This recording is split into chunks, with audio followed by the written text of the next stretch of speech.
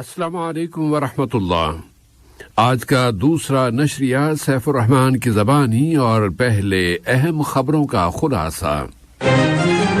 نائب وزیر اعظم و وزیر خارجہ نے آسیان کے وزارتی اجلاس کی سائیڈ لائن میں امریکی ہم منصب کے ساتھ دو طرفہ تعاون، ایران اور افغانستان کے مسائل پر بات چیت کی ہے اور امریکہ نے دنیا بھر کے بحرانوں کا مقابلہ کرنے میں قطری پارٹنرشپ کی تعریف کی ہے۔ غزہ کی پٹی پر اسرائیل کے پے در پے فضائی حملوں میں آج متعدد اشخاص شہید اور زخمی ہو گئے ہیں۔ اور عراق میں صدری تحریک رہنما کی اپیل پر رد عمل کا سلسلہ جاری ہے اور صدری تحریک کے حامیوں نے آج گرین ایریا میں نماز جمعہ ادا کی ہے۔ یہ تھا اہم خبروں کا خلاصہ اور اب پیش خدمت ہے ریڈیو قطر سے آج کا دوسرا مفصل نشریہ۔ بسم اللہ الرحمن الرحیم۔ آج کے اس نشریے کا آغاز کمبوڈیا کے دارالحکومت پنوم پین میں آسیان میں شامل ملکوں کے 55ویں سیشن میں قطر کی شرکت سے کرتے ہیں۔ مملکت کمبوڈیا کے بادشاہ نورڈوم سیہا مونی سے نائب وزیر اعظم و وزیر خارجہ شیخ محمد بن عبد الرحمن آل ثانی کی ملاقات میں شاہ کمبوڈیا نے صاحب سمو امیر اور قطر کے لیے خیر سگالی کے جذبات پر مشتمل ایک پیغام نائب وزیر اعظم و وزیر خارجہ کے سپرد کیا ہے۔ اس ملاقات میں دونوں دوست ملکوں کے درمیان تعاون کے فروغ پر بات چیت کی گئی ہے۔ جنوب مشرقی ایشیا کے ملکوں کی تنظیم آسیان کے وزارتی اجلاس کی سائیڈ لائن میں نائب وزیر اعظم و وزیر خارجہ شیخ محمد بن عبد الرحمن آل ثانی نے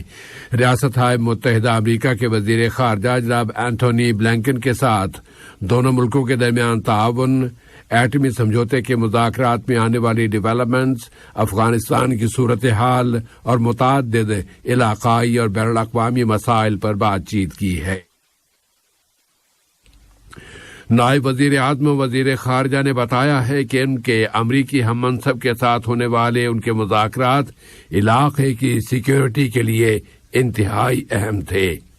اور بہت سے ایسے عالمی واقعات ہیں جن پر امریکہ اور قطر کے درمیان مشاورت کی ضرورت ہوتی ہے۔ امریکی وزیر خارجہ نے اس موقع پر کہا ہے کہ یہ مذاکرات یہ ثابت کر رہے ہیں کہ امریکہ اور قطر کے درمیان شراکت اور پارٹنرشپ بہت مضبوط ہے اور واشنگٹن اس پارٹنرشپ کی قدر کرتا ہے۔ نائب وزیر اعظم و وزیر خارجہ شیخ محمد بن عبد الرحمن آل ثانی نے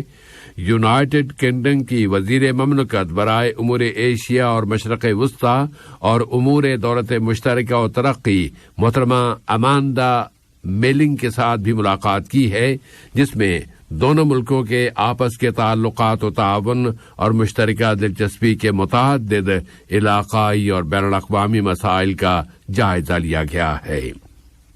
اس اثناء میں نائب وزیر اعظم و وزیر خارجہ شیخ محمد بن عبد الرحمن آل ثانی نے قطر اور جنوب مشرقی ایشیا کے ملکوں کی تنظیم آسیان کے ساتھ شرکت اور پارٹنرشپ کی بھی تعریف کی ہے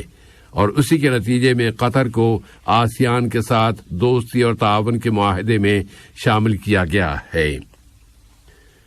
قطر نے جوہری ہتھیاروں کے عدم پھیلاؤ کے معاہدے کی اہمیت پر زور دیا ہے کہ یہ معاہدہ اجتماعی سلامتی کا ایک بہت ایکٹیو ذریعہ ہے اور اس کے ذریعے تینوں بنیادوں پر شفاف عمل درآمد اور ان کے متوازن نفاذ کے عملی اقدامات کیے جاتے ہیں۔ قطر نے اپیل کی ہے کہ اس معاہدے کے تمام مقاصد کے مکمل حصول کے لیے مل جل کر کام کیا جائے۔ اقوام متحدہ میں قطر کی مستقل مندوب شیخہ علیہ احمد بن سیف آل ثانی نے نیو یارک میں اقوام متحدہ کے ہیڈ کوارٹر میں ایٹمی ہتھیاروں کے عدم پھیلاؤ کے ممبر ملکوں کی 10ویں کانفرنس برائے 2020 کی عام بحث میں قطر کی جانب سے دیے گئے بیان میں قطر کا یہ موقف پیش کیا ہے۔ قابض اسرائیل کے جنگی طیاروں نے آج غزہ کی پٹی کے مختلف علاقوں پر زبردست فضائی حملے کیے ہیں۔ فلسطینی تحریک جہاد اسلامی نے اعلان کیا ہے کہ اس پٹی پر کیے جانے والے اسرائیل کے آج کے فضائی حملوں میں القدس بریگیڈ کے شمالی علاقے کے کمانڈر تیسیر الجعبری کو قتل کر دیا گیا ہے۔ حماس تحریک نے کہا ہے کہ دشمن اسرائیل نے ایک نئے جرم کا ارتکاب کیا ہے جس کی اسے قیمت چکانا پڑے گی اور اسے ہی اس کی مکمل ذمہ داری بھی اٹھانا ہوگی۔ عینی شاہدوں نے بتایا ہے کہ شہر غزہ کے وسطی حصے میں واقع الرمال کالونی میں فلسطینی ٹاور میں ایک رہائشی فلیٹ کو ان حملوں میں نشانہ بنایا گیا۔ اسی طرح پٹی کے جنوب میں واقع شہر خان یونس میں اسرائیل کے جنگی طیاروں نے آج الفخاری نامی علاقے پر بمباری کی ہے۔ فلسطینی وزارت صحت نے فوری طور پر ایک بچے سمیت 4 افراد کی شہادت کی تصدیق کر دی ہے۔ بحر چین کے جنوبی حصے میں کشیدگی میں اضافہ ہو چکا ہے اور چین وہاں تائیوان کے ارد گرد اپنی فوجی مشقیں جاری رکھے ہوئے ہے۔ ان حالات میں قطر نے اعلان کیا ہے کہ وہ تائیوان میں ہونے والی ڈیولپمنٹ پر نظر رکھے ہوئے ہے اور وہاں کے حالات کا فالو اپ کر رہا ہے۔ قطر نے تمام فریقوں سے اپیل کی ہے کہ وہ شدت میں اضافے سے بچیں اور بین الاقوامی قوانین، اقوام متحدہ کی متعلقہ قراردادوں کی پابندی کریں، اور اس نے علاقائی اور بین الاقوامی امن و استحکام کی حفاظت میں دوست ملکوں، ریاستہائے متحدہ امریکہ اور عوامی جمہوریہ چین کے کردار کی اہمیت پر زور دیا ہے۔ قطر کی وزارت خارجہ نے آج اپنے ایک بیان میں قطر کے اس موقع پر زور دیا ہے کہ وہ ایک چین کے اصول کی تائید اور حمایت کرتا ہے اور اس ضرورت پر زور دیتا ہے کہ بین الاقوامی قانون کے اصولوں کا احترام کیا جائے، جن میں ملکوں کی بالادستی اور آپس کے اچھے تعلقات کا قیام بھی شامل ہے۔ دریاسنا امریکی ایوان نمائندگان کی اسپیکر نانسی پیلوسی نے سنگاپور، ملائیشیا، تائیوان اور جنوبی کوریا کا اپنا 4 ملکوں کا دورہ مکمل کر لیا ہے، اور اپنے دورے کے اختتام پر انہوں نے کہا ہے کہ ان کا ملک تائیوان سے متعلق اپنی ذمہ داریوں سے ہرگز دستبردار نہیں ہوگا۔ عراق میں صدری تحریک کے رہنما مقتدی الصدر کی اس اپیل پر رد عمل کا سلسلہ جاری ہے کہ ملک میں قبل از وقت عام انتخابات کرائے جائیں اور پارلیمنٹ کو توڑ دیا جائے۔ صدری تحریک کے ہزاروں کارکنوں نے آج بغداد کے گرین ایریا میں نماز جمعہ ادا کی ہے۔ ادھر کوآرڈینیشن فریم نے بھی اعلان کر دیا ہے کہ اگر سب لوگ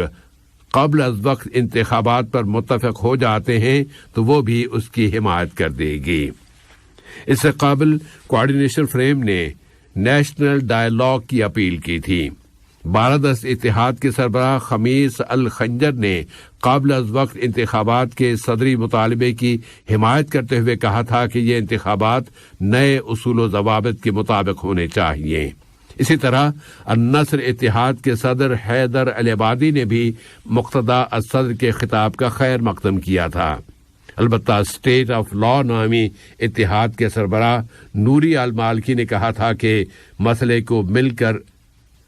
کو حل کرنے کے لیے دستور کو ہی حکم بنایا جائے۔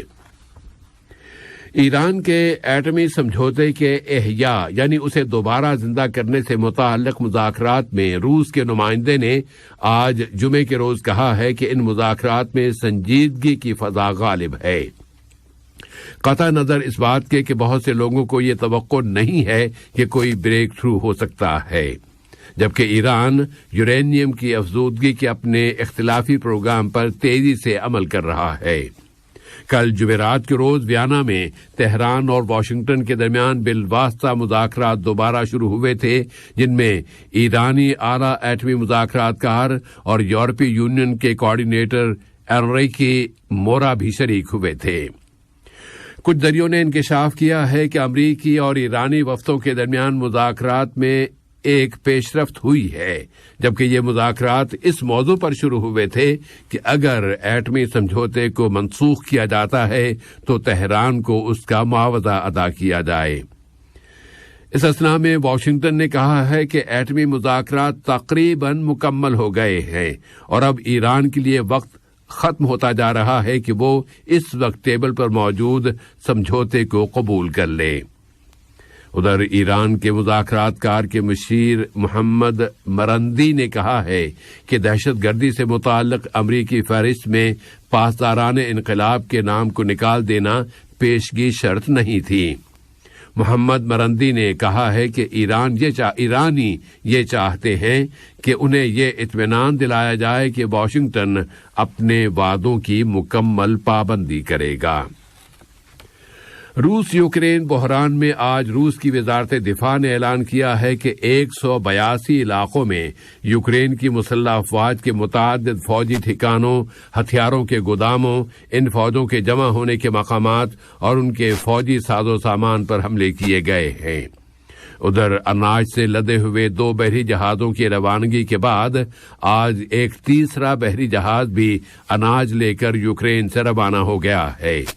یہ بحری جہاز اقوام متحدہ اور ترکی کی سرپرستی میں طے پانے والے استنبول سمجھوتے کے تحت یوکرینی اناج لے کر جا رہے ہیں۔ اس دوران میں نظریں روس کے شہر سوچی پر لگی ہوئی ہیں، جہاں آج روسی صدر ولادیمیر پوٹن اور ان کے ترک ہم منصب رجب طیب ایردوان کے درمیان ملاقات ہو رہی ہے۔ آج سے 3 ہفتے قبل دونوں سربراہان کی ملاقات ایران کے دارالحکومت تہران میں بھی ہوئی تھی۔ اور اگر فوجی صورتحال پر نظر ڈالی جائے تو روسی فوجیں یوکرین کے مشرق میں پیش قدمی کر رہی ہیں۔ یوکرین کے صدر volodymyr zelensky نے ڈونباس پر ڈالے جانے والے روسی دباؤ کو جہنم بتایا ہے، جبکہ نیٹو نے اپیل کی ہے کہ ماسکو کو فتح حاصل کرنے سے روکا جائے، جبکہ یہ جنگ اب اپنے 6 مہینے میں داخل ہو گئی ہے اور یہ جنگ 6 ماہ کے فائدے اور نقصانات نگل چکی ہے اور اب بھی اس کے اختتام کی شکل اور صورت بہت دھندلی ہے۔ اور آخر میں یہ خبر کہ قطر سینٹرل بینک نے فیفا قطر 2022 ورلڈ کپ کے موقع پر یادگاری کرنسی نوٹ جاری کرنے کی تردید کی ہے۔ قطر سینٹرل بینک نے اپنے بیان میں کہا ہے کہ سوشل میڈیا پر یادگاری کرنسی کے اجراء کے بارے میں جو کچھ کہا جا رہا ہے اس کی اس چیمپئن شپ کی انتظامیہ کی جانب سے کوئی تصدیق نہیں کی گئی اور سینٹرل بینک سے بھی اس کا کوئی تعلق نہیں ہے۔ اس نے واضح کر دیا ہے کہ اس طرح کی کرنسی کو جاری کرنے والوں یا ان کی تشہیر کرنے والوں کے خلاف قانونی کارروائی کی جائے گی۔ پھر اس نے انکشاف کیا ہے کہ فٹ بال ورلڈ کپ کے انتظامات کرنے والی سرکاری اطراف کے ساتھ کوآرڈینیشن کے بعد ورلڈ کپ چیمپئن شپ کی یادگاری کرنسی عنقریب جاری کی جائے گی۔ آگے یہ نشریہ ختم ہونے سے قبل اہم خبروں کا خلاصہ ایک مرتبہ پھر پیش خدمت ہے۔